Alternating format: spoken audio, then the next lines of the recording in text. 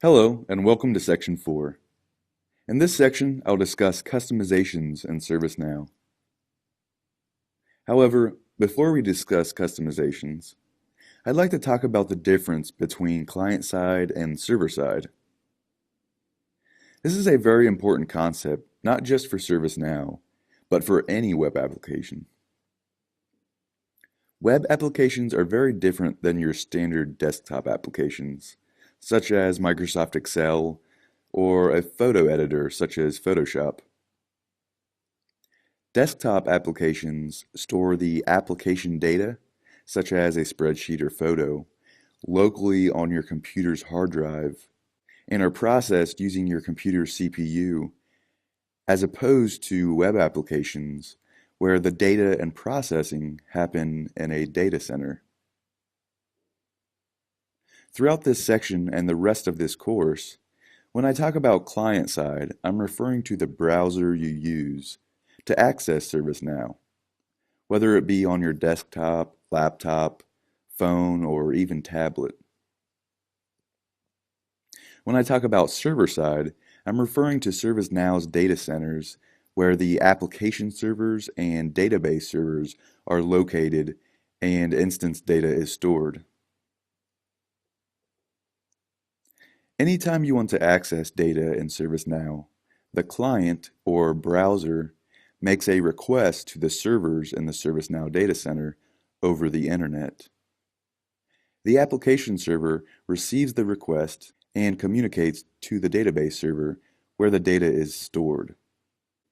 Once the application server receives the data from the database, the server will package it up in a response and send it back to your browser via the internet. Your browser then processes this data and renders it on the screen. Now let's take a look at an example. Say we are viewing a single incident record. The client side has limited access to instance data. So what does this mean? Well, for example, because we requested information about a specific incident, the server sends us a response with only the data related to that incident.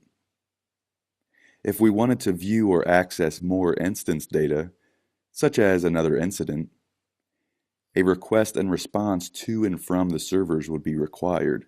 That's what I mean when I say the client side has limited access to instance data.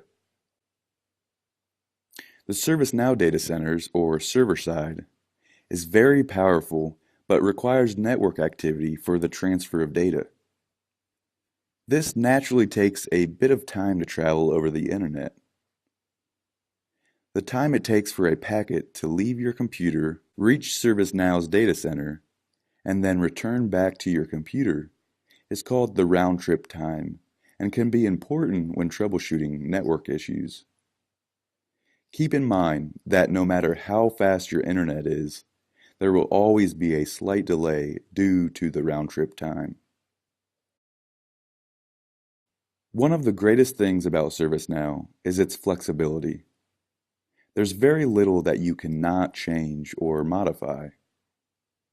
In addition to this, you can create custom applications, tables, and pages for your business needs that can interact with existing instance data. Customizations can be added to a number of different places within ServiceNow. It can be tricky when first learning about all of these different types of customizations, so I'll go over each customization one at a time.